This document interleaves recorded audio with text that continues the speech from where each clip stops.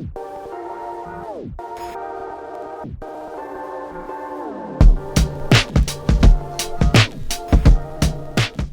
assalamualaikum warahmatullahi wabarakatuh, teman-teman. Waalaikumsalam. Ketemu lagi dengan saya, Pilot, dan rekan saya. Arit Dagu. Sebelumnya kita ingin mengucapkan selamat menjalankan ibadah puasa ya. Ya. Buat teman-teman yang menjalankannya. Semoga diberikan keberkahan, lancar, dan selesai sampai akhir. Jangan pura-pura lemes, teman-teman. Tetap semangat. Iya. Jangan, sahurnya jam 12 ya. Sahur itu ya makan malam itu. Pura-pura lemes tapi belok ke warteg. Biasa itu. Oke, kali ini kita mau ngegas apa nih Om Dagu? Kalau gua tertarik dengan serbuan mobil listrik, cuman yang harganya di bawah 200 juta, Pak. Oh gitu ya? Banyak. Ada emang? Lumayan ada, udah 3 nih gua catat nih. Oh ya? Di bawah 200 juta mobil listrik, teman-teman. Ini pas kemarin IMS mereka pada mejeng ya? Iya tuh. Oke, tapi sebelum lanjut, kita lagi di mana nih Om Dagu? Kopi Titan. Pastinya Kopi Titan, teman-teman. Iya, dan yang ini menjadi salah satu kafe paling happening di Jakarta Selatan. Di bulan puasa ini Kopi Titan mau mengeluarkan beberapa paket yang menarik buat kumpul-kumpul ya teman-teman ya. Buat bukber gitu buat bisa? bukber, terus nanti kita tampilan lah di layar ini ya. Okay. Paketnya apa-apa aja, dan nanti bisa klik juga di IG-nya kopititan.id. Cakep. Linknya ada di bawah. Gitu. Oh gitu ya. Ini kita syuting belum puasa ya teman-teman. Lanjut. Oke, jadi mobil listrik di bawah 200 juta. Ini teman-teman banyak yang punya ekspektasi karena bisa buat ngakalin ganjil genap, Pak. Itu satu. Keunggulannya itu kan. Yang kedua adalah lu nggak perlu ngisi bensin karena isunya sekarang kan ya sendiri. Lagi rame. Nah, 2. Yang ketiga adalah mobil listrik itu minim perawatan. Jadi ya nggak perlu servis berkala lah ya. Kayak gitu. Jadi TCO ya, total cost of ownership-nya itu lebih terjangkau. Terus terakhir, apalagi ya? Pajak nggak perlu bayar pajak mahal karena ada subsidi dari pemerintah. Nah, jadi sebenarnya juga kalau kata orang-orang yang sudah punya mobil listrik, jangan pada beli mobil listrik. Kenapa gua? Takutnya pajaknya ntar dicabut. Jadi bayar pajak lagi normal.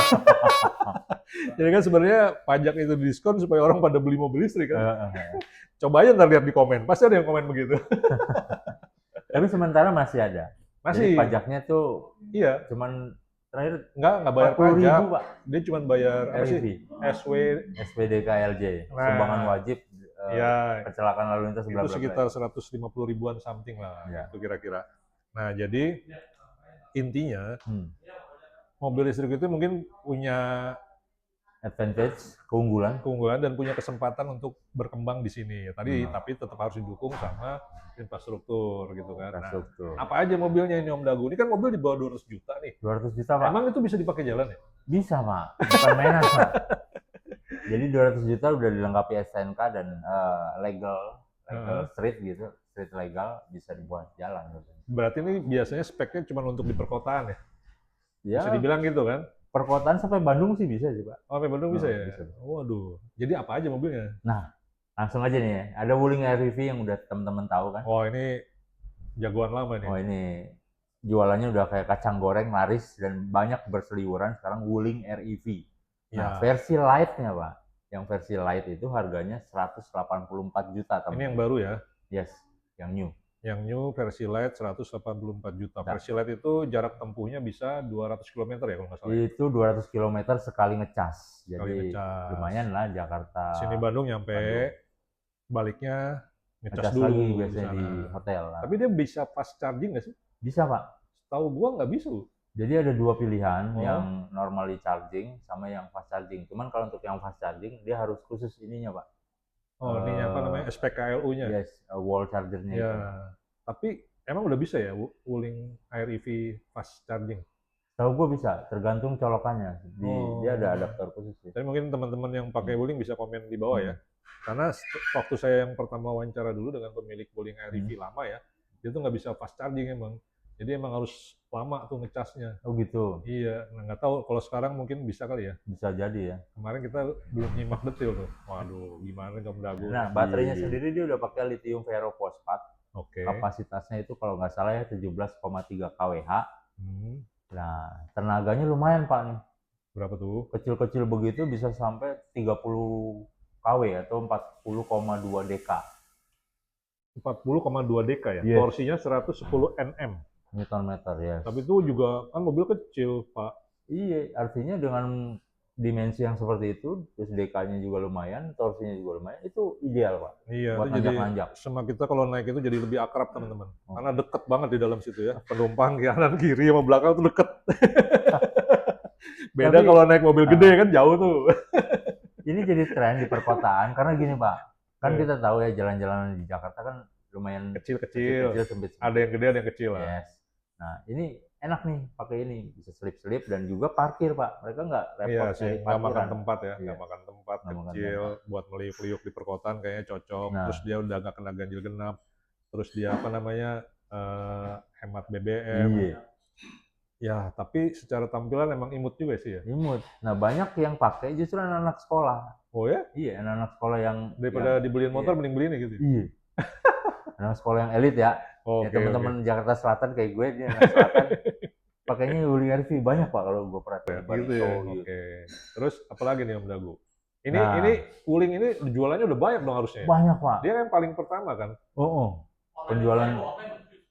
Jadi gini, online. Sebelum si Wuling e-RV ini, sebelum Hyundai hadir kemudian BYD, Wuling ini merajai, Pak. Ya. Penjualan tertinggi. Nah, kemudian kan datang BYD, datang Hyundai. Nah, ini sedikit terkoreksi lah. Sebenarnya masih tinggi. Hyundai duluan. Yes. Habis itu baru masuk Wuling kan. Cuman alternatifnya kalau dulu kan Hyundai mahal banget tuh, Ioniq. Iya, maksudnya itu. Ioniq itu kan berapa tuh? Awal-awal Ioniq yang tipe lama ya. 600-an kalau something kalau nggak salah deh. Terus Wuling RV 300. Iya. Nah, itu kan ceritanya Om William, ingat nggak? Yang dia beli Wuling RV tahun 2022 kalau nggak salah ya? Iya. Iya kan? Akhir atau 2023 saya lupa. Terus dia bilang harganya waktu itu 300 jutaan. Dan dia bayar pajaknya itu 500 ribuan. Kan? Tapi yang sekarang kata dia, harganya tuh udah 190-an. Nah, di bawah 200. Itu yang long range, bukan yang light. Dan pajaknya cuma 143 ribuan. Setahun. Nah, itu yang bikin keki kan waktu itu pemilik Wuling lama itu pada istilahnya itulah ya kan ada beberapa yang harganya tadinya mahal terus tiba-tiba sekarang turun. Nah, kalau teman-teman mungkin bisa ngecek lah ke dealer-dealer Wuling itu sekarang lagi banyak promo sih. Iya. Terutama Wuling RV Cloud juga ada sama Bingo ya. Bingo. Cuman RV itu yang worth it tuh menurut gua Om Dagu karena harganya tuh udah di bawah 190 jutaan. Ini kayak tadi nih yang baru ya, tapi tipe lama. Kalau yang tipe baru mungkin beda nih. Ya, yang light aja 184 kan? Itu yang baru. Yang baru. Tipe baru. Kalau yang long range-nya tadi 190-an. Hah? Itu yang baru, yang lama. Yang lama. Yang lama. Kalau yang barunya mah udah 200 masih mahal ini kan. Nggak tahu harganya berapa sih dia juga bukanya. Yang sekarang 200 jutaan ya. Ya. Gitu kan. Nah, itu sih, tapi ya nanti itu hati-hati maksudnya banyak pabrikan yang nggak tahu kan sekarang udah diproduksi di sini mungkin jadi lebih harganya lebih turun segala macam baterainya ya kan. Beda kalau yang misalnya belum diproduksi di sini. Tapi Wuling belum kan ya? Wuling udah, Pak. Udah ya? Udah di sini, Pak. Wah, makanya itu yang bisa mempengaruhi harga. Gitu, teman-teman. Betul. Jadi kalau untuk pionir kendaraan listrik atau mobil listrik murah di bawah 200 juta ini Wuling, Pak. Iya sih. Pionir loh. Saya juga kepingin sebenarnya. Habis zuhur kita beli ya. Cocok sih buat di dalam kota. Iya. Iya. Habis zuhur kita beli, teman-teman, karena kalau habis maghrib dealernya tutup. Jadi habis zuhur kita beli. Wuling, lucu sih. Tapi ya emang kalau untuk berkendaranya ya namanya mobil perkotaan beda sama mobil buat keluar kota. Betul. Pasti kalau dipakai buat keluar kota bisa, cuman yang agak nggak nyaman aja posisi duduk satu, terus juga daya tampung, akomodasi, barang juga kan. Sama tadi harus rajin-rajin mampir buat ngisi baterai, chargingnya. Tapi banyak yang ngakalin gini, Pak, dikasih box itu loh, roof box. Oh, itu buat akomodasi, itu bisa. Nah, cuma kan tadi baterai harus pinter memetakan tuh perjalanannya teman-teman. Jadi misalnya dari Jakarta jam berapa, nanti sampai mana Cirebon atau mana kota terdekat atau rest area mana gitu kan, itu harus mampir tuh buat charging lagi. Dan itu biasanya chargingnya nggak bisa cepat kan. Iya, harus nunggu. Nah, kalau kosong bagus lah. Terus juga waktunya, berapa jam kita mau charging di situ. Kalau bisa 30 menit pas charging, cakep. Ya kan, jadi nggak perlu terlalu lama nunggu. Habis itu baru jalan lagi. Emang lebih berpetualang sih kalau pakai mobil listrik. Lebih deg-degan juga. Apalagi yang kecil ya, kayak Wuling ini gitu sih. Kalau untuk keluar kota agak deg-degan juga sih Pak ya. Walaupun cuman biasanya pemilik mobil listrik ini adalah mobil kedua, mobil ketiga. Ya. Nah, terus apalagi nih Om Dagu? Ada lagi ini ada kembarannya juga nih dari Ceres. Ini bukannya bareng ya waktu itu ya? Enggak. Duluan Wuling baru Ceres ya? Ceres ini merek apa nih Om Dagu? Jadi sister company-nya punya di FSK, Dongfeng Sokon. Ya. Nah, punya sister company namanya Ceres.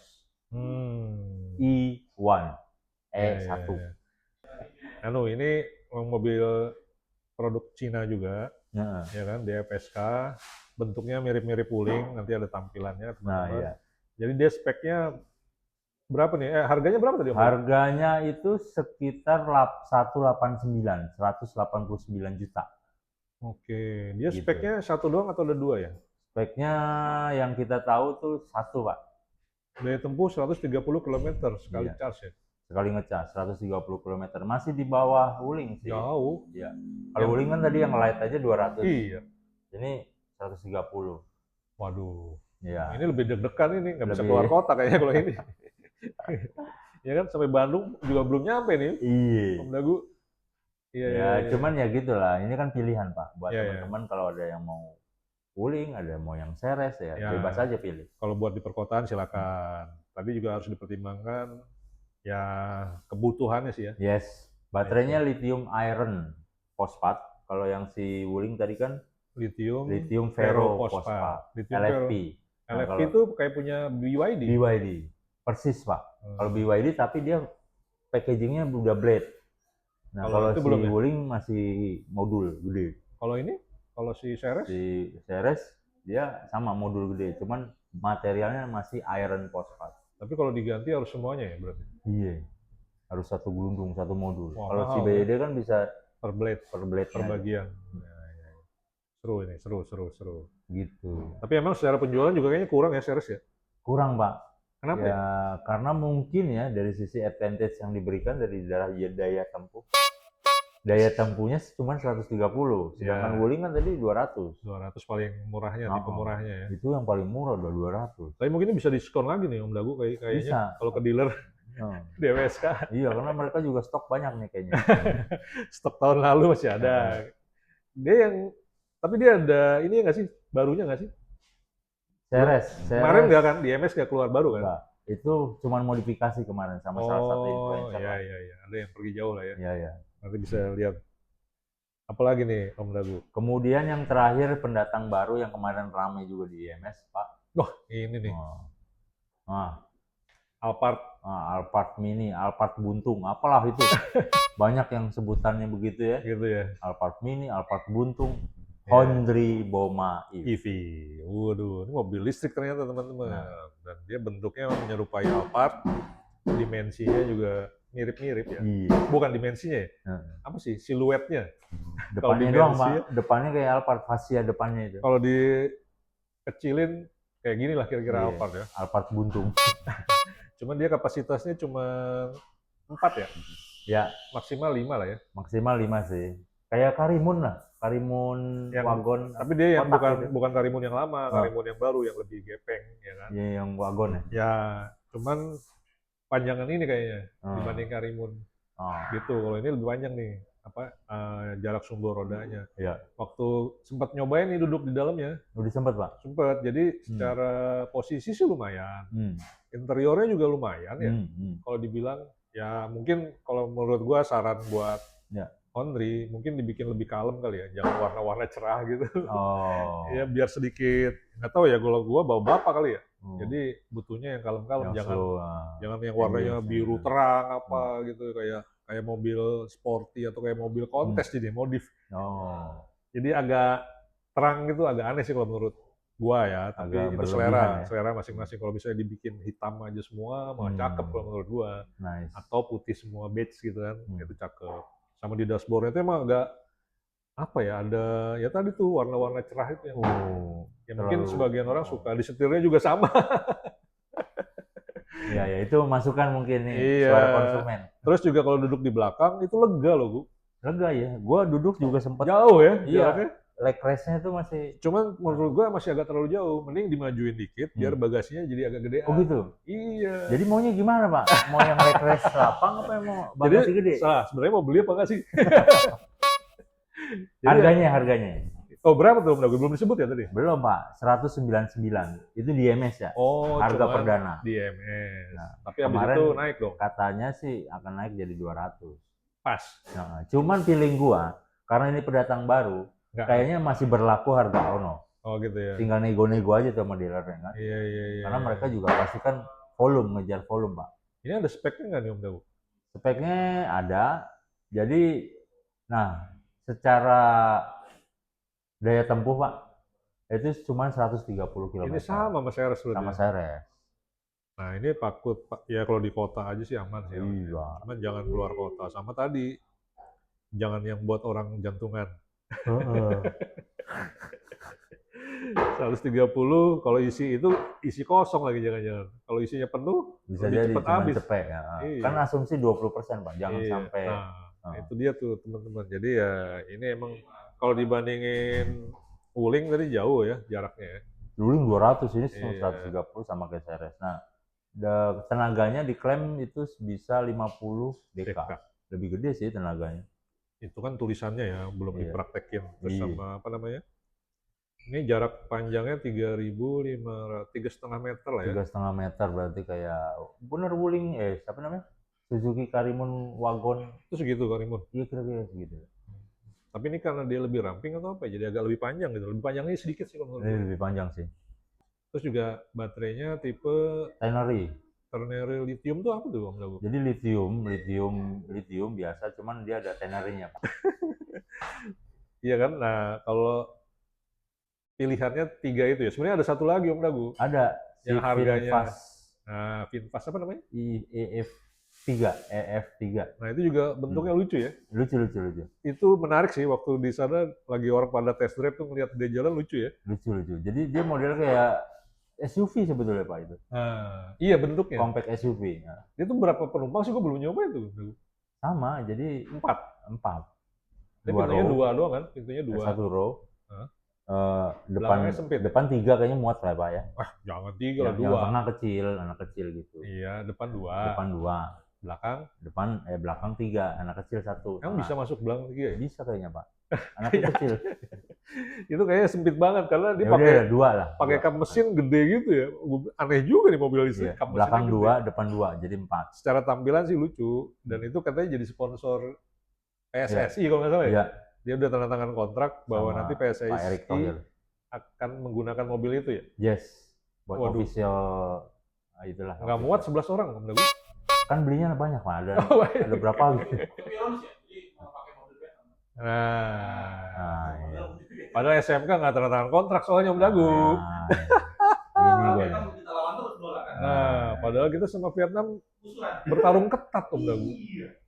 Intinya siapa yang bisa bayar. Bukan. Berarti yang pinter orang Vietnam. Mengendorse timnas kita. Iya. Nanti jangan-jangan SMK mengendorse timnasnya Vietnam. Di Ho Chi Minh sana. Waduh, makin berat nih obrolan ya teman-teman. Oke. Waduh, ini kita bukan bulan puasa ya syutingnya teman-teman ya. Jadi juga sudah bukber sih sebenarnya. Iya. Waduh, ini lope-lope nih. Waduh, thank you banget loh Mbak. Ini manis nggak Mbak? Oke. Makasih ya. Ini temennya Yanti. Iya. Yang sering di podcast sebelah.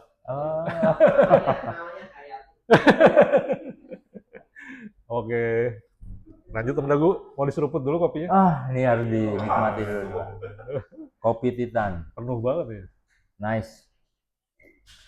Keempat mobil listrik itu berarti layak dipertimbangkan buat teman-teman yang kebetulan lagi nyari mobil listrik. Buat di perkotaan. Yes, dengan harga di bawah 200 juta. Mau itu buat mobil kedua, mobil pertama sih bebas aja sih. Ya. Bebas, itu pilihan. Tinggal tergantung saldo. Ya, saldonya teman-teman. Terus juga ini sih menurut gua ya tadi pertimbangkan kalau lo beli mobil listrik ada beberapa yang harus dipertimbangkan. 1, kebutuhan. 2, after sales. After sales itu bisa berhubungan dengan dealer, spare part, komponen, ya kan. Dan yang pasti kalau ngomongin resale value pasti jeblok. Nah, teman-teman kalau emang mau beli mobil listrik, ya udah siap aja, gitu kan, bahwa ikhlas aja udah gitu deh. Ikhlas, karena di tahun pertama udah pasti jatuh. Iya, harganya pasti jatuh kalau mau dijual kembali. Tapi untuk penggunaan, mungkin total cost of ownership-nya itu bisa lebih murah ketimbang teman-teman beli yang bahan bakar bensin. Nah, nanti mungkin kita bisa bikin perhitungannya tuh. TCO ya, total cost of ownership-nya. Jadi kita bisa bandingkan misalnya nih, pakai Wuling Air-EV dengan pakai Avanza. Jadi ada banyak parameter yang bisa dijadikan perhitungan teman-teman. Jadi nggak cuma masalah beli bensin doang. Kan lu punya mobil itu banyak yang harus lu bayar sebenarnya. Cuman nggak sadar aja kan. Contoh? Satu, selain bensin, bayar pajak. Itu pasti. Dua, kalau lu sering parkir, bayar parkir. Yang ketiga, bayar tol. Keempat, servis berkala. Iya kan? Kalau mobil baru mungkin masih gratis. Cuma kalau udah lama kan nambah lagi. Sama kalau misalnya lu mobil hybrid atau mobil listrik, harga baterai dibagi penyusutannya tuh berapa lama. Jadi ya kan? Value-nya menyusut ya, nilainya itu menyusut. Nah, sama nanti misalnya dihitung juga kembali ke resale value-nya. Kalau misalnya beli Avanza mungkin setahun turunnya cuma 10%, gitu kan. Tapi dengan setahun itu biaya yang lu keluarin berapa? Ditambah aja biaya penyusutan berapa. Nah, kalau mobil listrik kan mungkin biaya penyusutannya akan lebih besar. Hitung-hitungan kan gitu kan. Mereka mungkin biayanya lebih murah. Cuman begitu dijual kembali hancur. Tapi kalau beli Avanza mungkin biayanya mahal. Cuman begitu dijual kembali masih untung. Nah, itu mungkin yang nanti kita coba detailin. Coba Pak dihitung Pak. Nah, itu namanya total cost of ownership. Jadi sebenarnya tinggal kita mau memakai mobilnya itu berapa lama. Betul. Apakah cuma setahun, 2 tahun, 3 tahun, apa seumur hidup, gitu kan.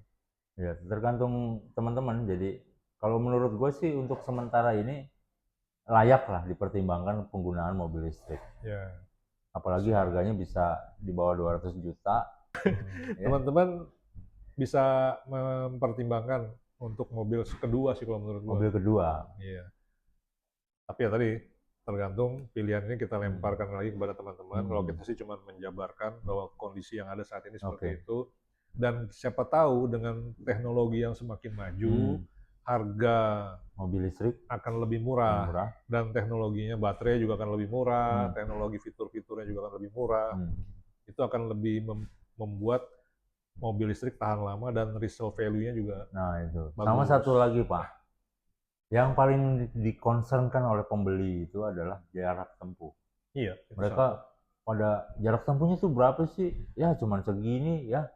Gitu. Bikin minder ya. Bikin minder. Jadi kalau bisa menghasilkan jarak tempuh yang jauh nih buat pabrikan, itu akan menjadi pertimbangan utama bagi pembeli. Sebenarnya ada yang bisa jauh.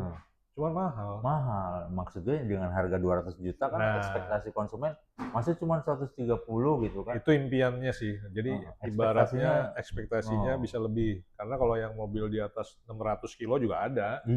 Cuman ya harganya di atas 300, 400 gitu. Nyambung ke teknologi ke depan akan semakin berkembang. Maju, mungkin nanti juga jarak tempuhnya akan jauh Pak. Jauh dengan baterai yang ukurannya sama. Iya, jarak tempuhnya bisa 600. Sebenarnya bisa pakai nuklir, nggak habis-habis tuh sampai berapa. Nuklir sekarang ada yang compact loh teman-teman. Gue lihat kemarin di podcastnya siapa tuh. Kapal selam nuklir itu nggak perlu ngisi-ngisi bahan bakar Pak. Di Cina itu udah bikin yang kecil Pak, jadi compact gitu. Iya kan? Nuklir yang versi mini. Kira-kira apalagi namanya? Segitu aja kan? Segitu dulu, nanti kita bahas lagi BYD. Tadi gue tertarik. Karena fokus ke BYD ya? Ini luar biasa Pak, BYD ini raksasa EV ternyata, emang udah mengalahkan semua segmen mobil-mobil listrik dari Amerika dan dunia. Sip, tunggu pembahasannya. Oke, terima kasih teman-teman. Sampai ketemu lagi. Jangan lupa like, comment, dan subscribe. Semoga semua sehat selalu. Assalamualaikum warahmatullahi wabarakatuh. Waalaikumsalam warahmatullahi wabarakatuh.